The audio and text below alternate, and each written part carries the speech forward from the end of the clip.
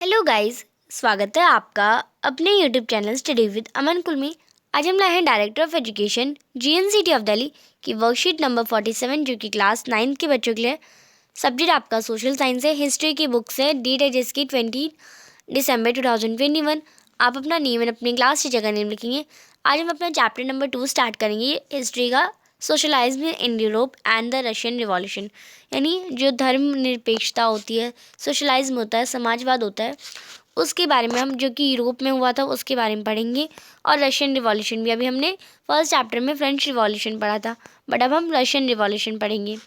तो जो कंडीशंस थी यूरोप में कैसे चेंज हो रही, the changing in condition in the Europe, conservative, radicals and liberals, इनकी वजह से जो कंडीशंस थी यूरोप में चेंज हो रही थी।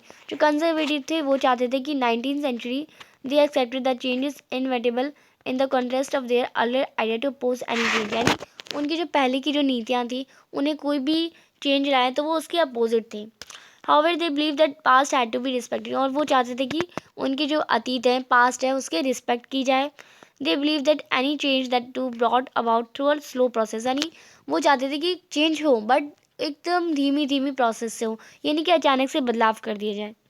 अब रेडिकल क्या चाहते थे, ये चाहते थे, they wanted the government based on majority of country population, यानी कंट्री के जितनी ज़्यादा जो उम्र वाले लोग हैं वही, उसी के बेसिस पे जो गवर्नमेंट बने, कंट्री की पॉपुलेशन के बेसिस पे।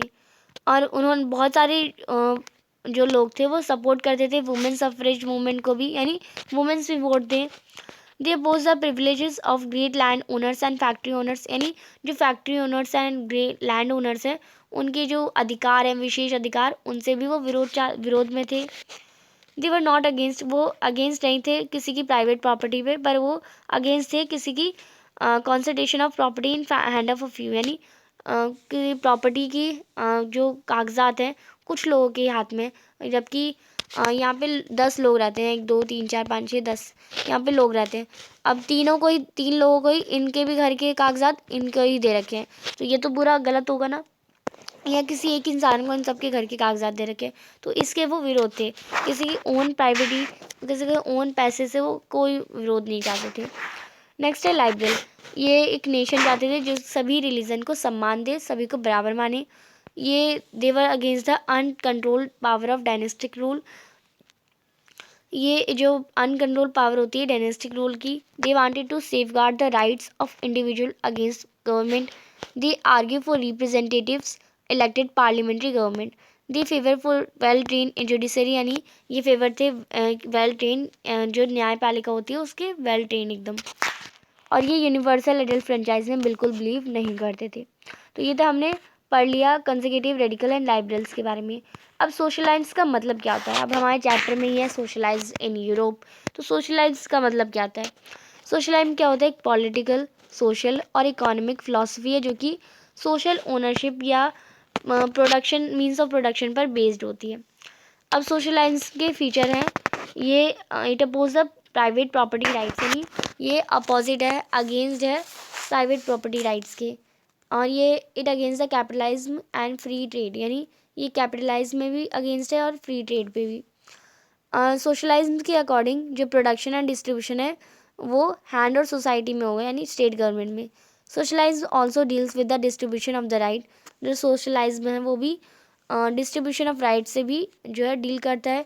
Duties of the citizen and state, और जो सिटीज़न की ड्यूटीज़ है और स्टेट की।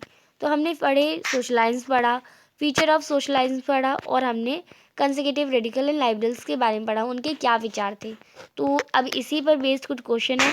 अब आपको ये पढ़ लिया आपने, लिख लिया आपने, पर आपको याद भी रखना है ये, तो इसलिए आप अच्छे से पढ़िए एंड इसे लिख के एक बार एक दो दिन बाद रिवाइज भी करिए, जिससे आपको अच्छे से दिमाग में रहेगा। अब इसी पर बेस्ड कुछ क्वेश्चन है, व्हाट यू अंडरस्टैंड बाय सोशलाइज्म। तो अभी हमने पढ़ा सोशलाइज्म क्या होता है, सोशलाइज्म होता है कि पॉलिटिकल, सोशल और इकोनॉमिक फिलॉसफी जो कि सोशल ओनरशिप या मीन्स ऑफ प्रोडक्शन पर बेस्ड हो। तो ये हमारा फर्स्ट क्वेश्चन का आंसर हो जाएगा। सेकेंड है, what are the thought of socialism on wealth and means of production, यानी क्या थॉट है सोशलाइज्म के वेल्थ और मीन्स ऑफ प्रोडक्शन में। तो ये जो है प्राइवेट प्रॉपर्टी राइट्स को अपोज करती है। सोशलाइज में जो प्रोडक्शन है और जो डिस्ट्रीब्यूशन है वो सोसाइटी के हैंड में या स्टेट गवर्नमेंट के हैंड में होना चाहिए। जो सोशलाइज में है वो डिस्ट्रीब्यूशन ऑफ राइट्स की, जो राइट्स है उसका डिस्ट्रीब्यूशन करती है, सिटीज़न को उसकी ड्यूटीज बताती है, और ये कैपिटलिज्म और फ्री ट्रेड के भी अगेंस्ट है। नेक्स्ट है question number third, what were the ideas of conservatives, यानी कंजर्वेटिव्स के आइडियाज़ क्या हैं।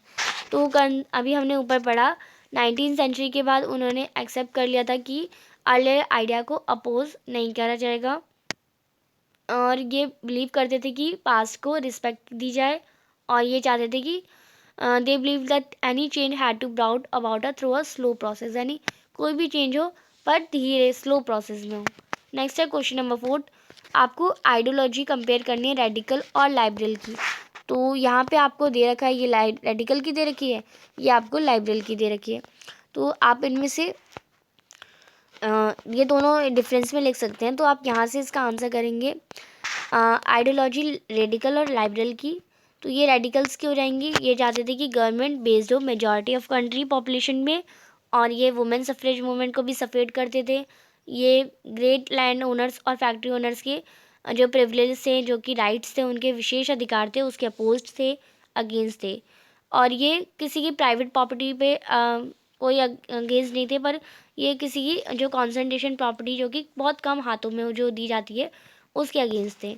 नेक्स्ट है लाइबरल्स। तो लाइबरल्स जो थे वो एक नेशन चाहते थे जिसमें सभी रिलीजन एक साथ हों, वो uncontrol power of dynastic rule चलाते चाहते थे। उन्हें एक सेफ गार्ड चाहिए था जो कि उनकी इंडिविजुअल जो अगेंस्ट है उसके अगेंस्ट हो गवर्नमेंट के। वो रिप्रेजेंटेटिव चाहते थे इलेक्टेड हो, पार्लियामेंट्री गवर्नमेंट हो, और वो एक वेल ट्रेंड जुडिशरी के फेवर में थे, और वो बिलीव नहीं करते थे यूनिवर्सल एडल्ट फ्रेंचाइज में। तो आपने डिफरेंस देख लिए, कंपेयर देख लिए आइडियोलॉजी रेडिकल एंड लाइबरल्स की। तो आप इसे याद ज़रूर रखिएगा, क्योंकि ये आपके पेपर में भी आती है, एग्ज़ाम में भी आती है। आपको अच्छे से करना है।